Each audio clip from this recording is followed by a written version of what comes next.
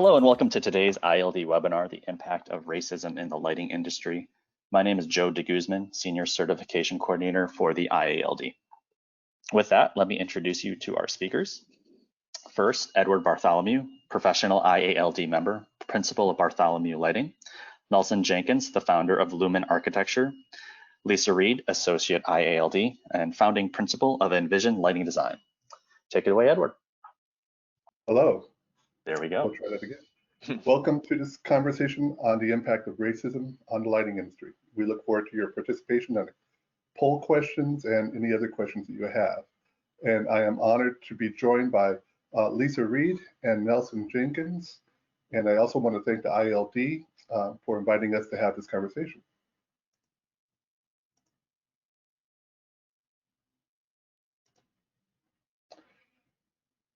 A little bit about the IALD, their vision, and their mission.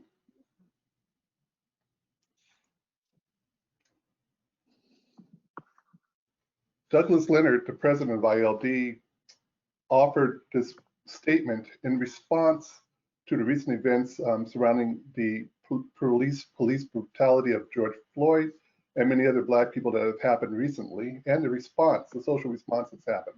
We are at a historic time today. And the response from the lighting industry has been fairly muted, except for statements. I commend the IALD for taking a step further and actually putting action to these words and having a conversation. So thank you, Douglas. So I'm Edward Bartholomew. I am the principal and founder of Bartholomew Lighting. I have almost 30 years of experience in the lighting industry, working on a range of architectural lighting projects, and I'm also a lighting educator.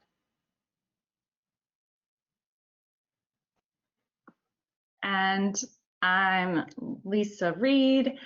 I've been in lighting for 27 years, and I was the founder of Envision Lighting Design in St. Louis 8.5 years ago. And I'm Nelson Jenkins, founder of Lumen Architecture. I've also been an adjunct professor for the Parsons New School for the last 15 years. Thank you.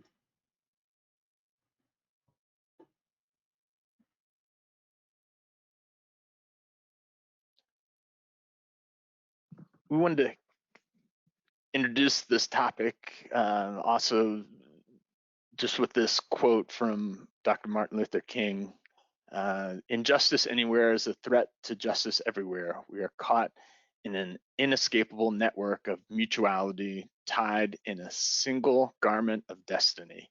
Whatever affects one directly affects all indirectly. And we wanted to just discuss the global nature of both the IALD, the outreach of lighting design and the architectural industry, and give our personal kind of involvement on multiple different fronts and how that has impacted both our lives and our careers, and how we hope to funnel some of these change moments into the industry. I just wanted to, yeah, thank you, Edward. I just wanted to comment on how this conversation started. And after the brutal death of George Floyd and the social uprising that occurred, I was really astounded by the lack of response at the lighting industry and how business went on. When I was looking at my LinkedIn feed and even on Facebook, people were just moving on like nothing had happened. And it was upsetting to me. And I realized that other folks may have been impacted, but there was no unified voice from organizations, lighting organizations, which take a strong leadership role in the lighting industry. So I thought, well, that's it was painful to see that. And so that's where a lot of the impetus for having posting some things regarding lighting and the lack of a unified voice, but also supporting other voices, allies that have been saying some pretty bold things, and I truly appreciate that. So this is not a new conversation for myself, and I think for Nelson as well. This is something that I have lived with not only my entire career, but my entire life. And so it shows up in lighting, but it shows up in my life more, dealing with racism. And so this is an important and vulnerable conversation, and I'm glad that folks are here to hear it. Nelson? Thanks, Edward. Even dating back to my namesake of being named Nelson after Nelson Mandela, my father recognized the injustices that were occurring throughout the world. Specifically at that time, Nelson Mandela had been in jail for 7 years, and even after I was born, continued to be in jail for another 20 years, fighting for the rights of South Africans. This is an issue that has touched on all of us. When we think that it has been figured out, it crops up again in the current times. And my father's involvement with the Student Nonviolence Coordinating Committee back in the 60s, in fighting segregation and getting the laws off the books. Now, 50 years later, is still an issue, but on a different front. It's the tune has changed a little bit, but the struggle continues. And so we're excited about the opportunity, despite the circumstances that have brought this about, to really harness the energy that we know that is in part of the IES and the IALD and the AIA and the membering organizations to really make fundamental change, both internally and throughout the world. And Lisa? And so, of course, for this conversation to really be more meaningful and go places, it requires there to be white allies that are part of the conversation. And when Edward asked me to join this webinar, my first reaction was, I would be honored. I might say the wrong thing. I'm still learning and growing and learning how to be an ally. But I care about people and justice and equality. And for me, even on a more personal level, it's part of my faith that it's important to fight for and defend people who are oppressed. My whole life's epiphany came when I was in college, and I decided that I was going to spend my life seeking and searching for truth and not defending whatever I believed my personal truth to be in that moment. And so I come to this conversation humbly so that I can learn the truth. And to bring that home to lighting, I'll just say that a decade ago or so, I was at a lighting conference when an emerging professional came up to me and said, "Hey, this is really awkward, but it feels like I can talk to you. Are there any other Black people in this industry?" And I had to be honest with her and say not many, but I spent the rest of the conference introducing her to as many people as I could to help make her feel welcome.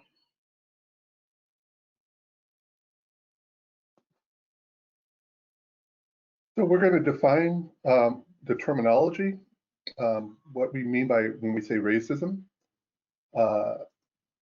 Initially, we look at the personal, how racism impacts us through our private beliefs or biases. Even internalized racism can occur. So racism is very personal in how it manifests itself. A lot of times we're more familiar with the individual racism, the Karens, the incidents that happen in Central Park. even the incident that happened to George Floyd. So the interpersonal, the expression of racism between individuals or groups, the police against an individual, those could be either overt or covert, but those show up as interpersonal racism. Institutional racism is really looking at discriminatory or practices or policies that are put in place by organizations. And some of those, back in the old days, we had segregation. Right now, we have other policies that seem fairly minor or benign, but actually promote racist outcomes.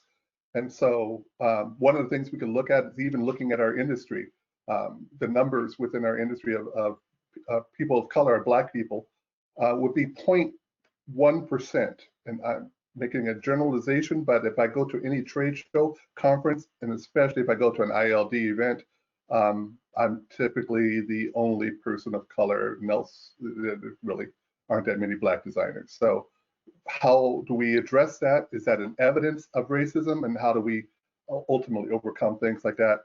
And finally, look at structural racism, systems that support and perpetuate racial inequality. Now, those can show up as cultural in the media, stereotypes that are perpetuated. They could also show up as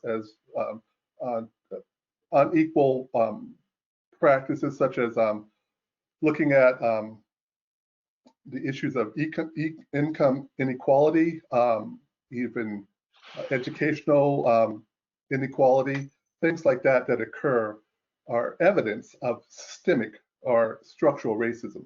And so that is the terminology of how we address racism and the scale and the scope of what we mean when we mention racism. And now I am going to start a video. So this video is by Robin DiAngelo, who wrote the book White Fragility. If you're not familiar, the definition of white fragility is discomfort or defensiveness when confronted with information about racial inequality or injustice. So it's that tendency to bristle at words like white fragility, or to respond to words like Black Lives Matter with All Lives Matter, and to just really, it's that tendency to be uncomfortable with the topic of race. I wanted to liken it to like when you're working with a client and they say something about a light bulb, we don't stop and argue with them and say, oh, no, that's a lamp. We listen through their message and try to glean the meaning. And there's no need to argue about semantics or the words, but to get our heads and hearts in the right places and learn and listen. To be white in so many ways is to be raised to be functionally illiterate on the topic of race. I am white, and part of being white is that I was not raised to see myself in racial terms. I mean, I understood that somebody had race, but not really me. To be white is to see oneself outside of race, to see oneself as a unique, special individual, exempt from the forces of socialization.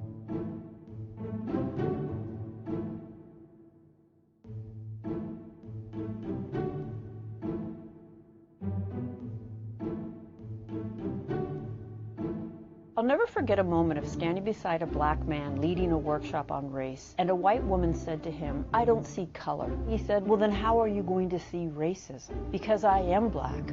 I do think you know that, and I have a different experience than you do. And you're not going to be able to understand that, and you're not going to be able to support the parts of that experience that are really painful and problematic if you refuse to acknowledge my reality." I don't see color is really a way of saying I refuse to acknowledge your reality. What's important about that narrative is it reveals what the person thinks racism is. So if the person is using proximity, fondness across race as evidence of a lack of racism, in order for that to be good evidence, a racist must not be able to do that. So that rests on an understanding that a racist cannot tolerate proximity to people of color. And I'm hoping that we can see that's pretty absurd, because trust me, even avowed racists can tolerate being around people of color, and often are. You You cannot talk about any other issue without talking about how race informs that issue. And when someone says it's about class, that tends to function as a way to get race off the table.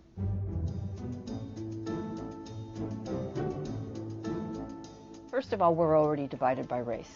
And focusing on race is not what did it. I would say not focusing on race, refusing to grapple with how race shapes virtually everything is what keeps us divided. And that is a very white narrative. All of those narratives function to get race off the table, close the exploration, exempt the person from any further engagement, and protect the racial hierarchy and the white position with it, which is an unequal hierarchy. The challenge I want to offer my fellow white people is changing the question from if to how. So dominant culture asks if I'm racist, and I want to change that question to how have I been shaped by the forces of racism? How is racism manifesting in my life? Because it circulates 24/7, 365. None of us can be and none of us were exempt from its forces. And this is where individualism can come in. I have a particular story, but that story didn't exempt me. And so I can ask myself, how did all the things I see as unique about me set me up into the overall racist structure? Because it did.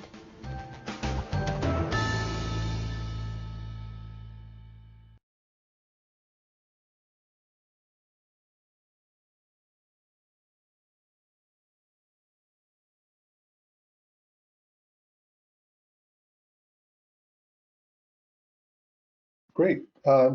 We will now go to a poll question. And here's the poll question. And Joe, have at it.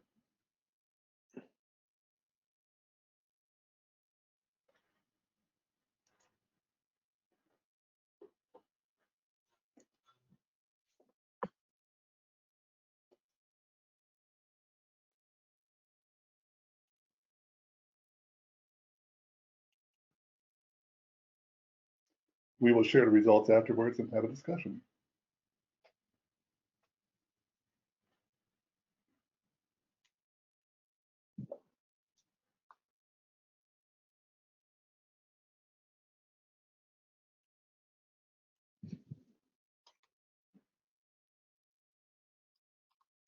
We'll leave this up for another 20 seconds or so. Mhm.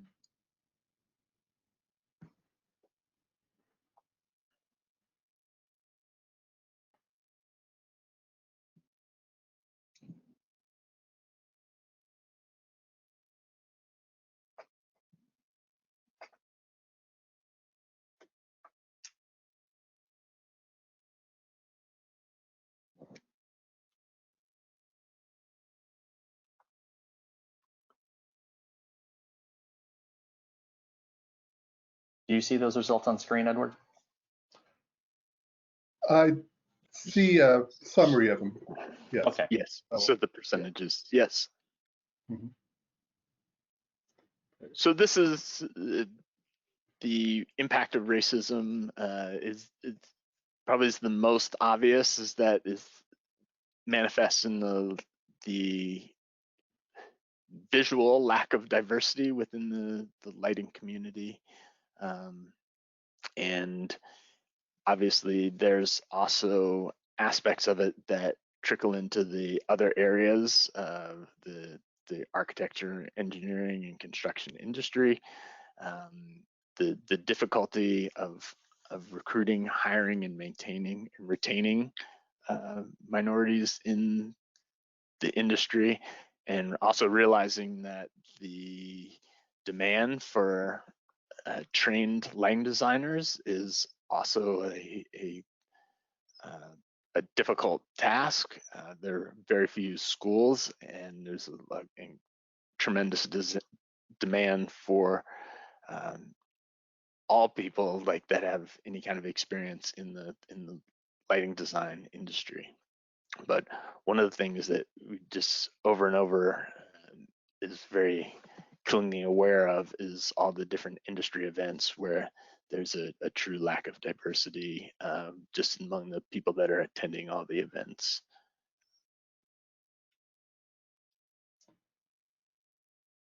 Yeah, and I would echo that.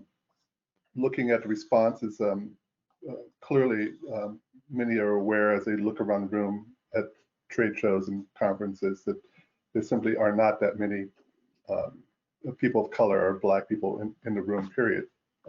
If you look at the speakers, and one of the things I noticed is that when I look at the Light Fair and you have a whole panel of all the speakers that have shown up at Light Fair, I don't think there may be some people of color, but there's clearly no Black people on that panel of hundred speakers that have been at Light Fair, or I'm sorry, not keynote speakers when I speak of that.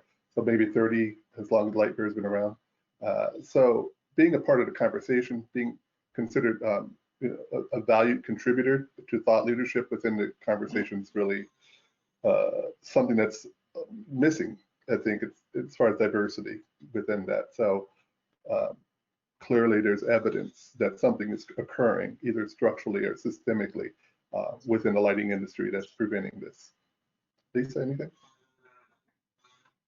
Well, just that I've done a lot of work with emerging professionals, and it's so important for people coming into the industry to see themselves represented in the leadership and in the speakers and things like you've said.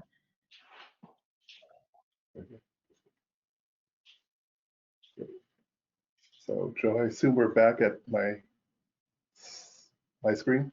Correct, you're in control of the presentation now. Wonderful, thank you. So in looking at diversity, what is missing when we don't have diversity at our firms? And knowing that there's a small percentage of designers, Black designers, but globally, what does it look like even when we don't have people who are different than ourselves working at our firms? The AIA mentions to grow the value of diversity in our profession, we must develop inclusive and equitable workplaces in which unbiased, culturally aware thoughts and actions guide our practice. So this not only supports a greater range of voices within our firm, but also supports being able to relate to our clients. 13% of the population in America is Black, and there is a greater number of people of color within America as the populations are changing. But if we don't reflect that in our firms, then how do we really respond to our clients and to the occupants within spaces that we're doing the lighting designs for? So I think it's incumbent upon us as an industry to broaden the diversity within our practice. And yes, we are talking about Black lives right now, but also looking at diversity in age and diversity in experience and diversity in socioeconomic factors, so that we're not speaking to the same group of people. I could speak to this as I was moving and learning to get into the lighting industry, and being told that the firm that I had applied to was looking for someone with the right chemistry. I didn't know what that meant. I didn't know how do I get the right chemistry, you know. So, you know, subtle ways that preventing people who may not look like you, who may not come from the same schools, who may not run in the same social circles as you, embracing them into your practice and making them feel welcome, to Lisa's point, feeling included, is one of the aspects that's really important that goes beyond diversity. Ben Hecht wrote this great article in the Harvard Business Review. People need the ability to work with the dignity of having their histories acknowledged, their life experience valued. Not only then will companies be able to recruit and retain the thriving, diverse workforce that leaders and customers want and need. So I think it's important that organizations like the IALD and IES and other organizations have initiatives where we can open up the pool and bring in more diverse people. But more importantly, and this really speaks in the next slide, diversity is important. Absolutely. The numbers are what they are. Inclusion is a choice. How do we open up and bring people in? But belonging, making those spaces retain diverse people, feeling nurtured and supported. None of us will get this right the first time. But to be able to create an environment where people feel they have a voice and they could say things and they could feel nurtured and supported is belonging, and that's something that we could start now before there's any diverse recruitment happening. Before we bring in those people, if we look at our firms and see how we can make them a welcoming place for diverse voices, I think that's a great start.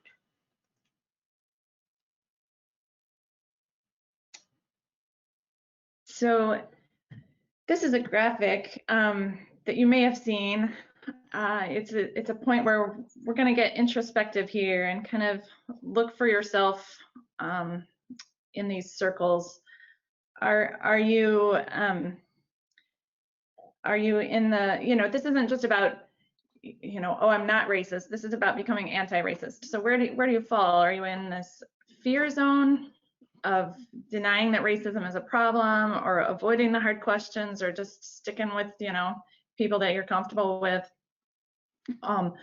Or we hope that we're all starting to learn and move into this learning zone of recognizing that racism is a current problem, and you know, looking for those questions that make us a little uncomfortable. You know, just really, you know, starting to just listen and learn and ask questions. Understanding our own privilege is an important part of this learning zone. And if you've been ignoring racism, then you've experienced some kind of privilege, because that means you aren't experiencing it. You can't ignore it if that's your life experience.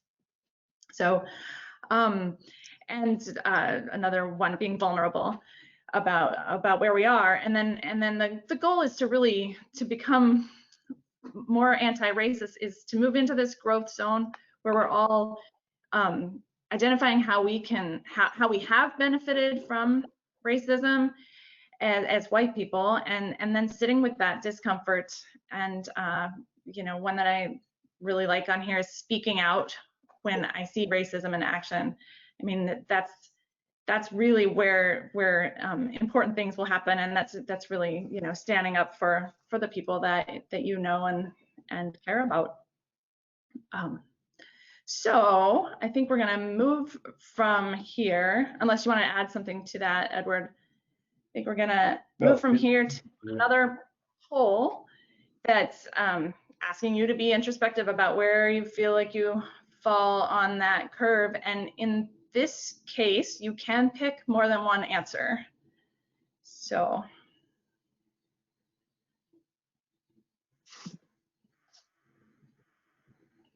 It does say rank, but there's no way to rank them, so just go ahead and choose as many as you'd like.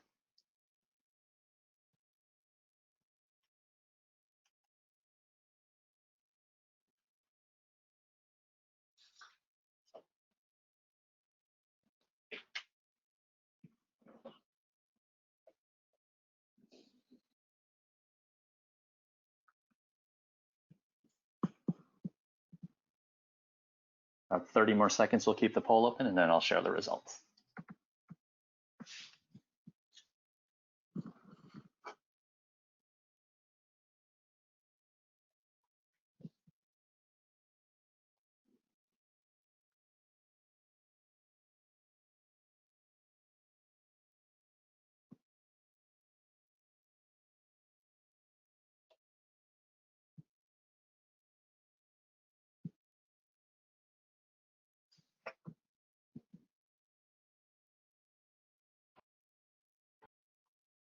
So just a big obvious comment.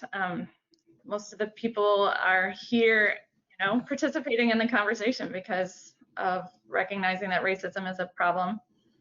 And I think it's really commendable, you know, speaking out when you see racism in action, being ready to give an answer. Those are some surprisingly high numbers. I think that's good. Yeah, I just want to comment that it is encouraging to see the numbers that we're seeing, and it's difficult. It's uncomfortable speaking out when you see racism, or if you see something that kind of looks like racism and you're not sure. We're never going to get this right, but I think having an environment that allows you to make these mistakes and say, "Oh, my bad. You know, I thought you meant this, but clearly you meant this," and or the reason, how we should choose this project. I didn't feel comfortable with that. Is that okay? Supporting these groups of people and things like that. So empowering people, regardless of their position within the firm, to speak up and to say, hey, I didn't feel comfortable with this decision. Can we discuss that? And I think it's very important to give people voice. But I'm really encouraged by the results of this poll.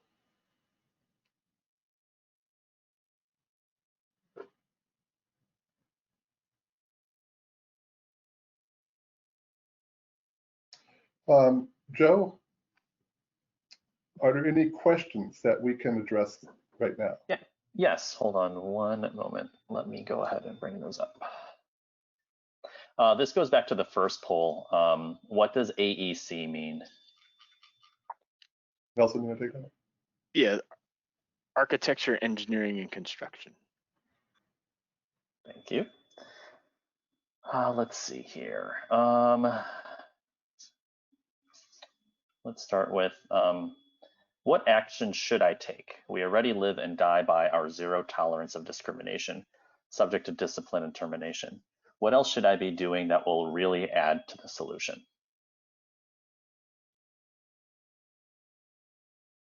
I think your awareness is really important. And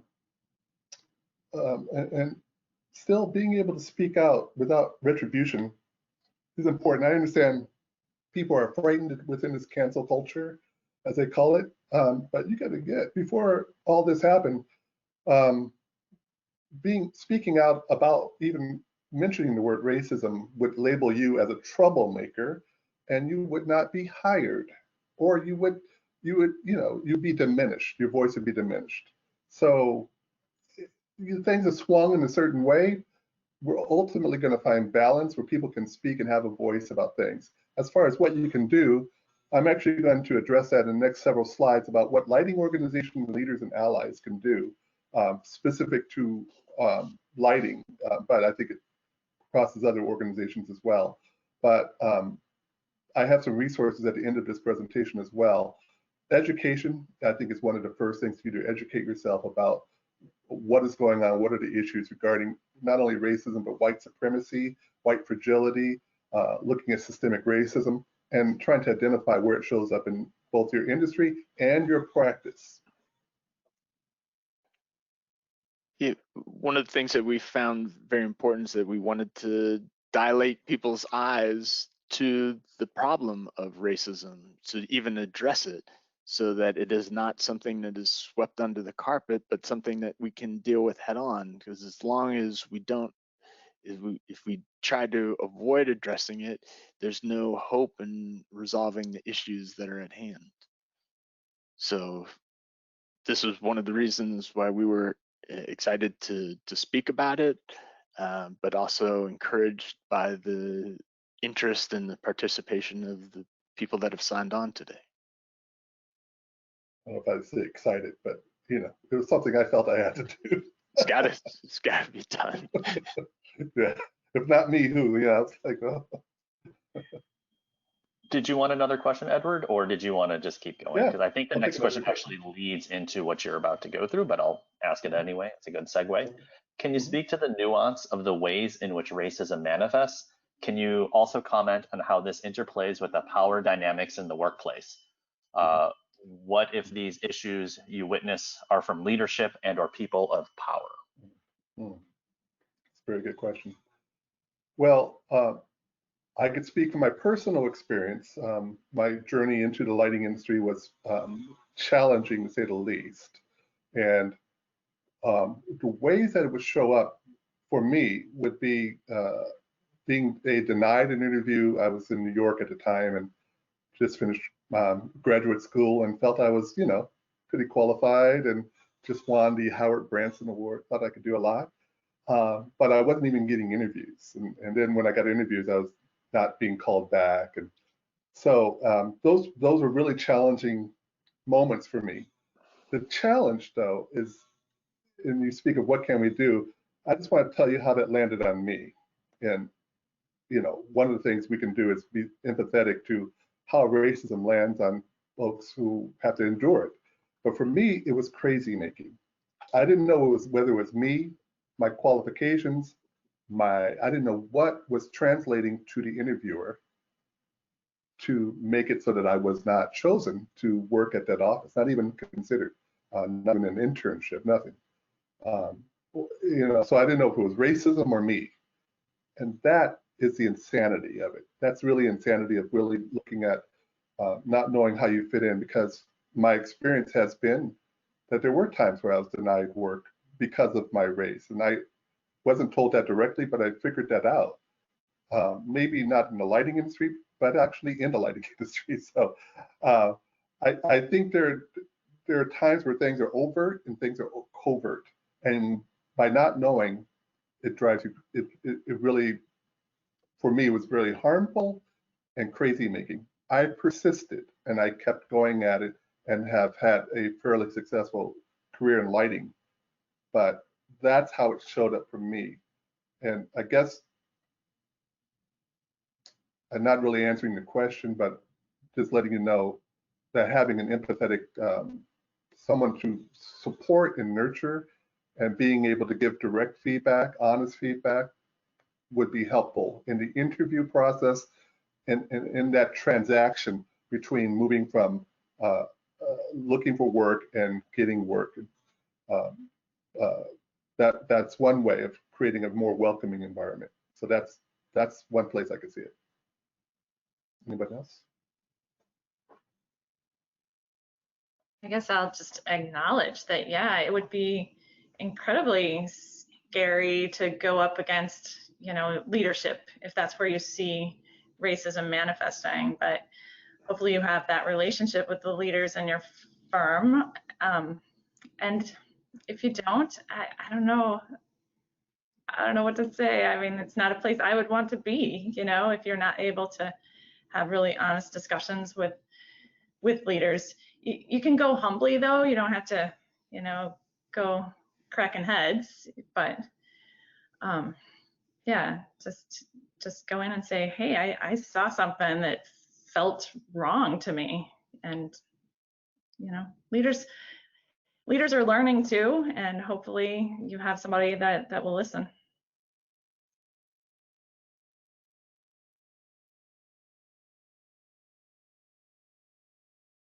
You move on to the next thing? Yeah. Great. Thank you, guys. So looking at organizations, here are some steps that we feel that could be taken by organizations, both ILD and IES and other organizations, because of their leadership in the industry, how they can help. And my understanding is that the IES actually has, and the ILD, I'm sorry, has taken some of these trainings and done some things. So first, internal work, inclusion. How do we create a welcoming environment for a diverse people to contribute and work at these spaces? So inclusion is the first thing. Second one is really increase a diverse pipeline. So identify, recruit, attract, develop, and elevate Black talent. Working through historically Black colleges and universities and providing scholarships to bring in those students into the lighting programs, exposing them just to lighting programs, having an ambassador go to those colleges that have engineering and architecture programs and telling them about this wonderful industry and the beauty that we provide. That could entice and inspire more students of color and Black students to come into our industry. So those are efforts that I think we could directly do and prioritize. I know that ILD has a wonderful fund that they have toward educational opportunities, and it could be directed toward that effort. Representation, as I mentioned before, invite and support Black members on boards, committees, and as speakers, and if to be in the room where the decisions are made is hugely helpful as far as giving a direction to the thought leadership happening within our industry. So representation is huge on all levels, including the budget and how you prioritize that. Hiring, recruiting, retaining, and promoting qualified Black lighting professionals within your firm is key. There simply aren't that many of us, but when we get there, being in a nurturing environment and making us feel welcome there is pretty important. Partnering with Black lighting design firms and doing projects, that's also something that could be done. Not that they need to be designated by the state as MBEs or minority business enterprise. Who cares if that happens? That's the state saying that. But you know this person, you know this leader, you know that they are Black and they are a person of color, and you want to support them. Do it just for those reasons, not for the advantage that it gives you on that project. And mentoring young Black lighting designers and professionals, supporting Black organizations, NOMA, the National Organization of Minority Architects, working in conjunction with them and other organizations that really are supporting not only Black causes, but working toward racial equity, and supporting the specification purchasing in Black-owned businesses when possible. And in that case, looking at the corporate guidance, the annual reports, and how they have a social responsibility pact, and how are they addressing racism within that social responsibility report that they have to put out. Most corporations have something like that. So we could actually make a determination of how our specification, how we spend our dollars in support of racial equity toward those companies that actually are actively doing something within those communities. And ongoing conversations and measured outcomes, encouraging annual racial equity trainings, looking at reporting on the numbers, having a metric of accountability. And this goes to, I know that the IALD has a firm survey, and actually having a voluntary, whether people want to note their ethnicity on that survey, so that we can actually see the numbers and see what how we can improve those numbers and increase diversity within our industry. So those are 6 points. They are not complete. I'm sure there's more, but those are ways that I think lighting organizations can show leadership toward greater inclusion and diversity within our industry.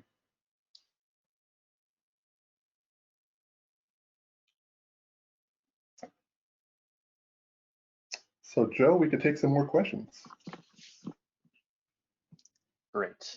We do have a lot of questions. We're not going to be able to get through them all as much as I'd like to. So if we don't get to your questions, we will do a follow-up with the speakers and kind of facilitate that conversation that way. So let me open some up here. A couple of them kind of relate to each other, so I'm going to kind of lump them together a little bit just so it's not kind of being redundant. So this one is referring to just kind of education. In order to facilitate an upward movement of minorities in and into the lighting industry, would it make sense to provide lighting industry education background through kindergarten through 12th grade programs? Another question about education is, doesn't a diverse pipeline start much earlier, educating Black kids at the high school level and getting them interested in architecture and design, opening that option for them? So what are your thoughts about kind of getting to the population of minorities earlier?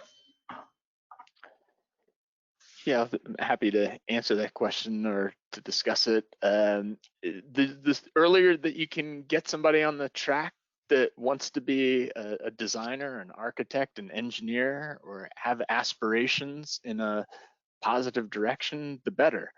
So I know that the AIA has made some efforts to bring architecture to high schools in order to get them involved in building. But I think we can also do the same thing in lighting design, letting people understand the tools that are at our disposal and how they impact the world and the environment with which we live. Everybody, or a lot of people, are looking for how to make a meaningful contribution to the world, and the earlier you can have that opportunity to speak with them and kind of ignite that passion, the better they will be prepared or willing to prepare themselves to get into the industry and to support the industry and to feel a part of the industry. Lisa, yeah. Anything? Yes, I mean, always, just lighting in general, we need to increase the pipeline. So let's reach kids younger. It takes a dedication of time, it takes a commitment. But that's something that I would love to see us doing as an organization. Yeah, I totally agree. I've been thinking about this for the last, actually, pretty long time, of how to, and I've done a session. I invite everybody to go to a high school or junior high or middle school or an elementary school. I actually went to my son's elementary school and gave a talk about light and the fascination of light. I'm a total science geek, and I was really talking about light.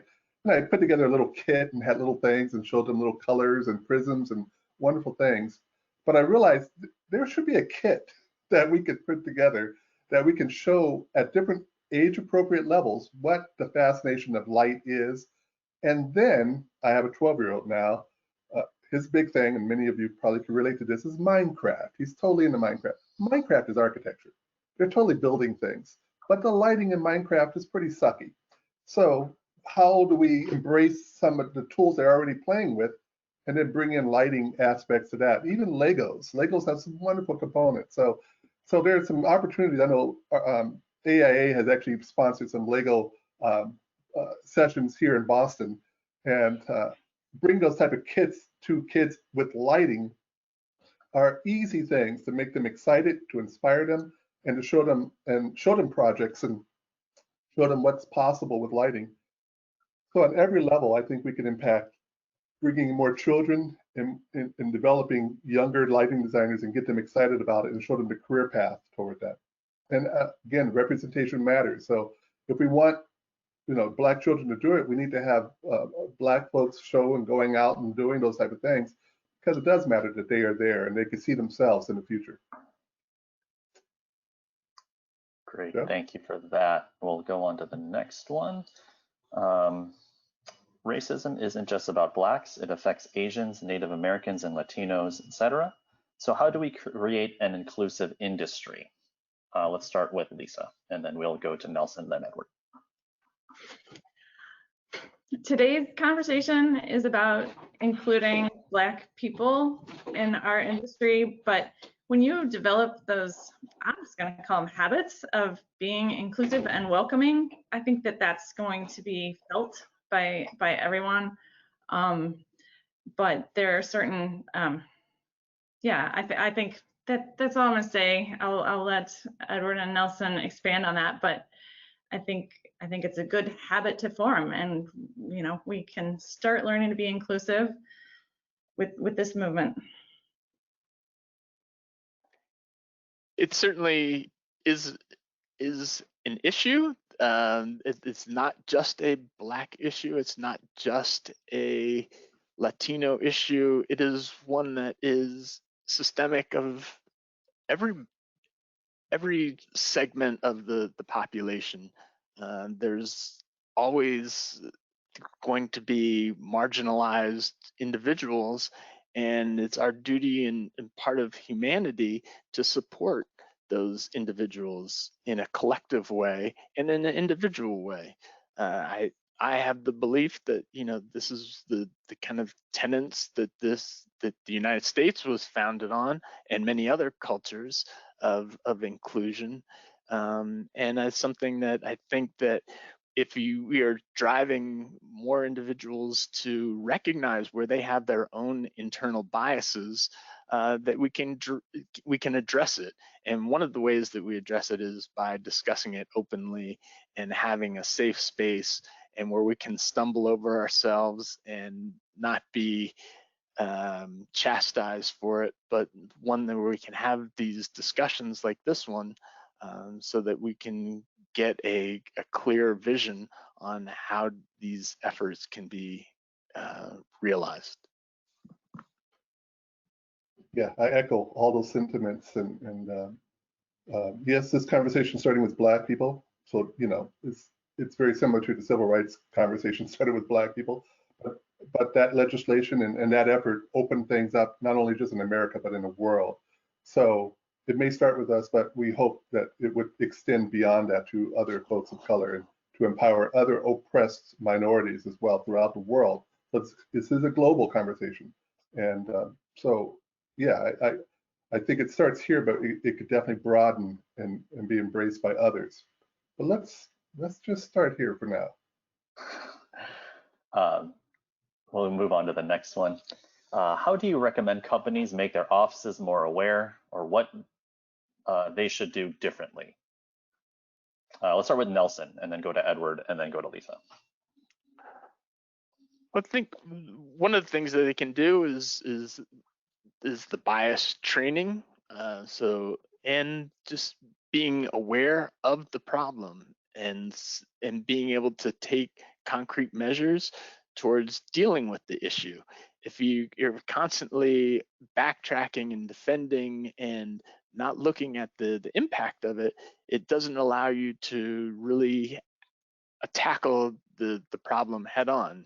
If you're saying things like, I'm the least racist person there is, and then you don't look at the policies or how the culture of wherever the office, the city, the state, the world is supporting those policies that are oppressing people, then there's no opportunity for change.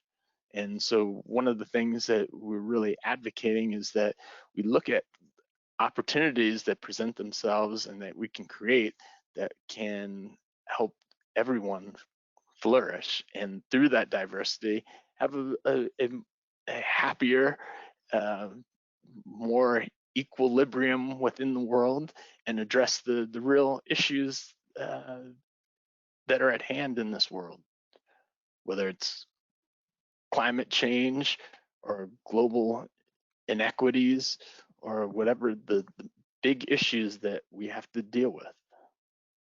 Homelessness, food poverty, there are a lot of issues that need to be addressed. And better lighting is one of the things that can support these areas that have depressions that need to be illuminated. Is that next? I'm actually going to go to a slide here and looking at white privilege. So the reason I want to go here is really looking at your firm and looking at where are the things, places in your firm where this may show up. And to be aware is the first thing. To Nelson's point, doing implicit bias training, looking at all the different ways that that this may show up with, both in retaining and hiring people, but also the choices in projects and how that can impact your firm as well. Lighting is a way to define the authority within a space, and it has very powerful implications, as we know, being lighting folks. So what we light is what we authorize, what we prioritize, and that is reinforcing the construct of what we are in society.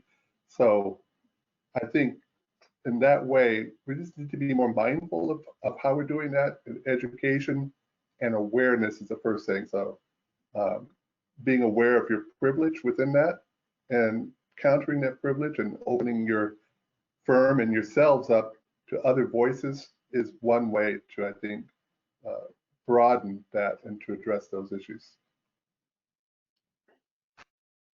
And both Nelson and Edward mentioned implicit bias training, and there's Hello an and welcome. easy first step if you haven't already seen it. Webinar, Harvard, just look up Harvard implicit My name is bias, Joe DeGuzman, and they have implicit bias coordinator for the testing IALD. for all different kinds of biases. Before I introduce our speakers, I'd like to go over some housekeeping. It's a simple thing you can do with your firm as a start. Another thing is just attendees' microphones will be muted for the duration of the session. However, if you have any questions during the presentation, please type them into the questions box in the heads-up display on the right-hand side, and we'll take questions. What are we doing? What can we do? You can ask questions at any time. You don't need to wait for the Q&A session to start, so please go ahead and start asking questions. Also, I think at the end of this slide deck. With that, Edward let me has introduce you to another our whole list speakers. of resources. So. First, Edward Bartholomew, Absolutely. professional IALD member, principal of Bartholomew Lighting. Well, Joe, I think Nelson we're at Jenkins, the end, the right? founder of Lumen Architecture.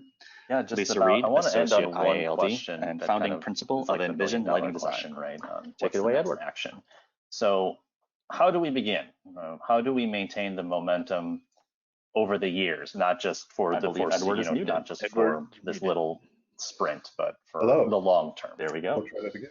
Let's Welcome start to this with conversation on the Edward, then impact of Nelson, then racism Lisa, on the lighting and then industry. we can We wrap look up forward to after. your participation and poll questions Well, and any other questions some of you the have. items that we And outlined I am earlier honored to be are joined by absolutely beginning. Lisa And I Reed think and organizations Nelson like Jenkins, IALD taking and I also leadership, want to thank having the a conversation IALD, like this is actually for inviting us great to have start. this conversation.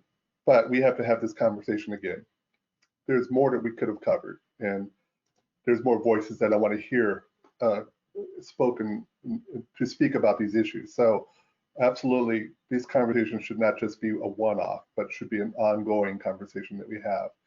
Looking at even the mission statements of organizations, how can it include more social equity within those mission statements, something we as lighting people typically don't pay attention to. We need to take more responsibility for the social impact of our craft.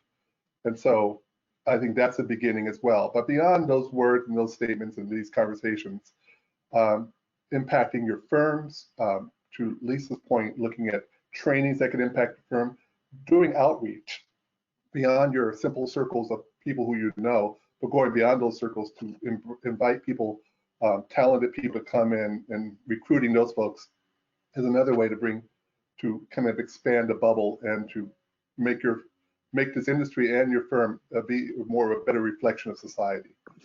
Those are starts. Education is number one, though. I would also say that it requires personal responsibility. One of the things is like if you see somebody that is homeless on the street and you give them $1, that doesn't solve that person's problem. And staying connected and hearing what that person's struggle is something that requires individuals to have a commitment towards.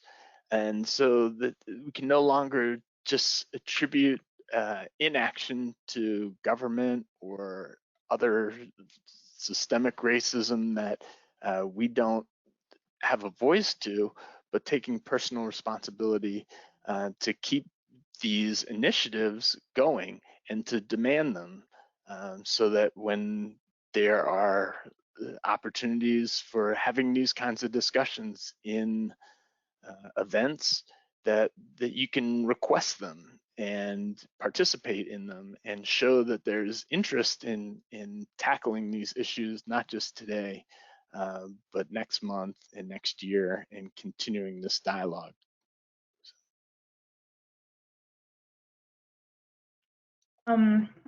I guess I want to say thank you to the IALD for hosting this forum, because this is a beginning, and I think it's the beginning of a conversation that should and will continue.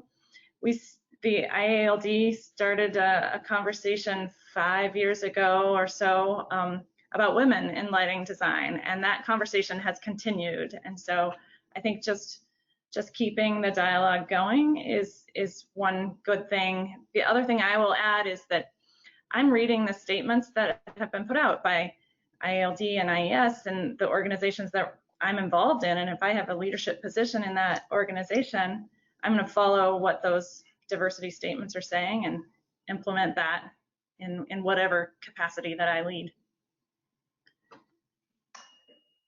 Thank you.